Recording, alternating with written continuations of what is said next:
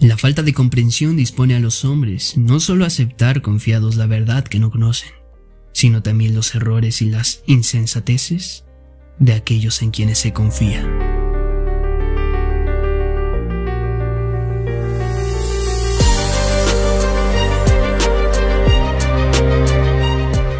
Hobbes.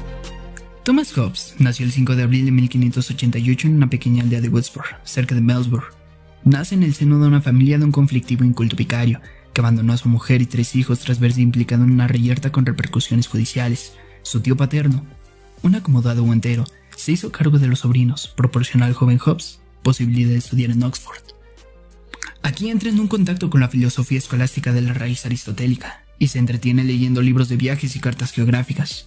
Desde su juventud, Thomas Hobbes fue un entusiasta del método científico. Un dato curioso sobre este filósofo es que se interesó por la filosofía cuando ya era un hombre maduro.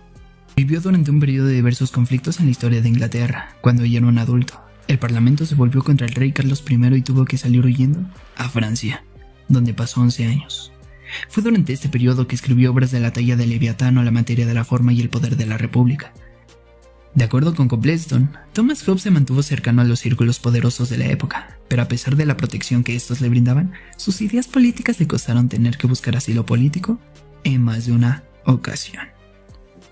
Además de ser señalado por sus ideas políticas, también fue tildado ateo. Sin embargo, llevó una vida larga y murió en 1679 a los 91 años.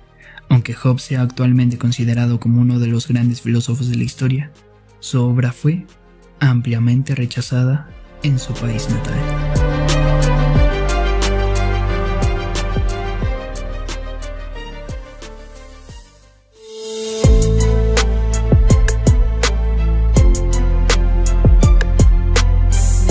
Contexto intelectual.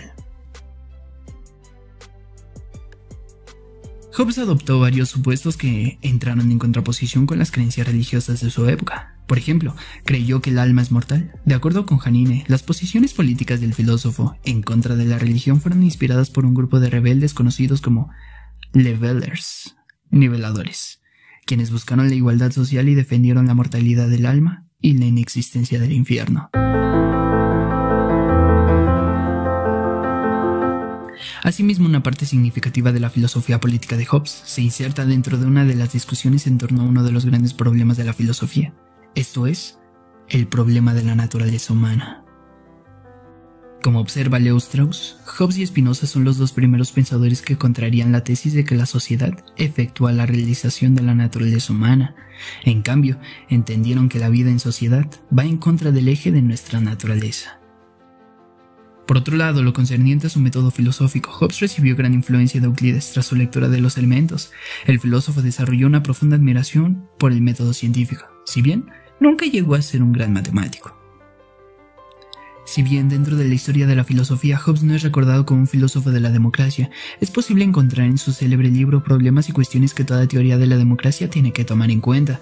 Para Thomas Hobbes, el mejor modo de gobierno posible es el estado absolutista, esto es, aquel estado en el que el poder político recae sobre una sola figura, el soberano, el orden de entender su filosofía política y, en consecuencia, su postura frente al orden democrático. Sería necesario explicar mínimamente algunos de sus temas más representativos.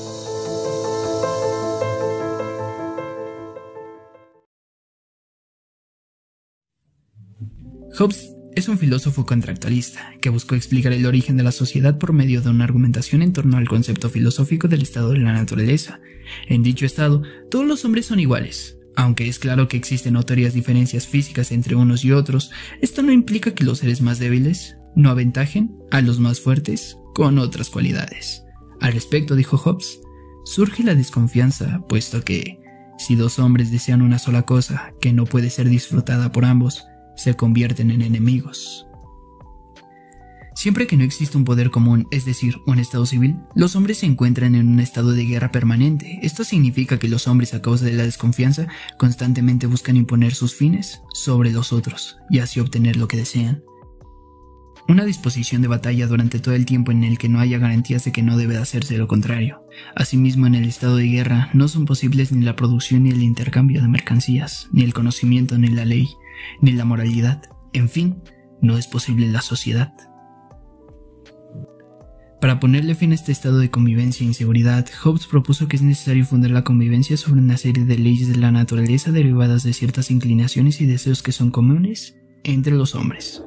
El miedo a la muerte, el deseo de obtener las cosas necesarias para vivir cómodamente y la esperanza de que con su trabajo pueda conseguirlas. Asimismo, en el estado de guerra, los hombres no están obligados a cumplir convenios que establecen. Para que los convenios y su cumplimiento sean posibles, es necesario establecer un poder correctivo que obligue a todos los hombres, por igual, al cumplimiento de sus convenios. Los hombres pactan transferir su poder al Estado, a cambio de seguridad. Reconocen que al ceder su libertad obtendrán la garantía de que un poder fáctico hará cumplir los convenios. Del mismo modo, los hombres obedecerán al Estado por el temor a ser castigados. El Estado se instituye cuando una multitud de hombres conviene en que solo un hombre, o un individuo, o bien una asamblea, adquiere el poder de representarlos. Desde luego que el filósofo no se tomó esta afirmación a la ligera, y de ella desprende una exhaustiva caracterización del poder soberano. Este tema es de gran interés para el estudio de la democracia. En primer lugar, Hobbes consideró que, una vez instituida, no es posible abolir la monarquía, puesto que cualquier cosa que haga el monarca lo hará en nombre de la multitud que le confirió su poder.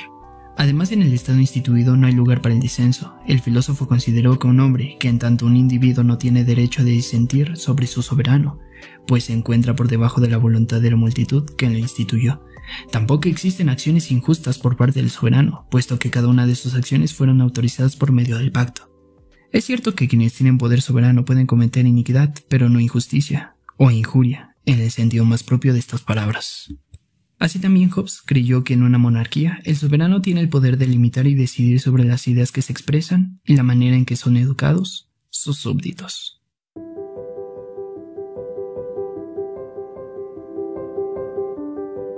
Es inherente a la soberanía el ser juez de qué opiniones y doctrinas defiende la paz y de cuáles son las que conducen a ella. En consecuencia, el ser juez también de en qué ocasiones, hasta dónde y con respecto a qué debe confiarse a los hombres cuando estos hablan a las multitudes, y quién habrá de examinar las doctrinas de todos los libros antes de que estos se publiquen. Asimismo, el soberano tiene el poder de decidir qué cosas pueden ser o no propiedad privada de sus súbditos, decidir si hacerles o no la guerra a otras naciones y determinar cuáles serán las penas físicas o pecuniarias para castigar las ofensas de sus súbditos. Finalmente, teniendo en cuenta lo anterior, ofrecemos una serie de consideraciones en torno a la democracia. En primer lugar, para Hobbes, la democracia es inferior a la monarquía, puesto que éstas producen disenso y, por tanto, inestabilidad, mientras que lo que busca un soberano es mantener la paz sin importar los costos que esto implique. Por otro lado, no parece que Hobbes considera que la discusión pública y la crítica son elementos necesarios para el progreso de la sociedad.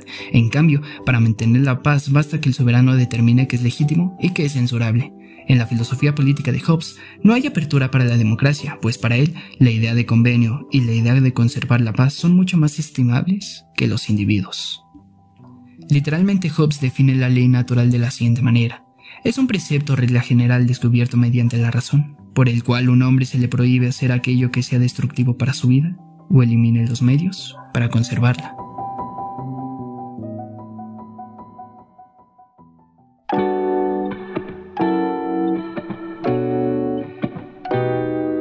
Impacto de su pensamiento en la realidad. Los impactos más notorios de las ideas políticas de Hobbes podemos encontrarlos en la Revolución de los Estados Unidos de América, así como en la elaboración de su Constitución. Es algo irónico que el país más democrático del mundo tenga reglas y principios de Hobbes, ya que él defendía la soberanía en un solo individuo, es decir, una monarquía. Hobbes decía que la población da parte de su libertad a cambio de la seguridad y regulación de las leyes morales. En la actualidad, la mayoría de estados han fallado en esto. Inseguridad y violencia se ven todos los días en las noticias o cualquier parte del mundo. Hobbes afirma que en el momento en que un estado incumpla con la promesa de nuestra seguridad, puede ser derrocado y destituido. ¿Qué prefieres? ¿Seguir en el yugo de unos cuantos? ¿O la libertad innata del ser humano?